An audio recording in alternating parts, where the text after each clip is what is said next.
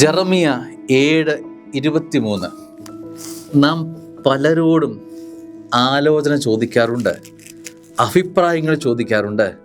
അങ്ങനെ ചെയ്താൽ നിങ്ങളുടെ അഭിപ്രായം എന്താണ്? എനിക്കിങ്ങനെ തോന്നുന്നു, നിങ്ങളുടെ അഭിപ്രായം എന്താണ്? നിങ്ങളതേക്കുറിച്ച് പറ. സ്നേഹമുള്ളവർ, നമ്മുടെ ആരെങ്കിലും സ്വർഗത്തോട് ആലോചന ചോദിക്കാറുണ്ടോ?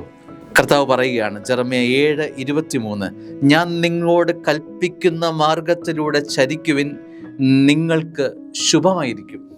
അപ്പോൾ അവൻ തരുന്ന മാർഗരേഖ ജീവിതത്തിലുണ്ടെങ്കിൽ, ആ ആലോചനയോട് നീ നടക്കുകയാണെങ്കിൽ, ആ ശബ്ദത്തിൻ്റെ ദിശയനുസരിച്ച് നീ നീങ്ങുകയാണെങ്കിൽ,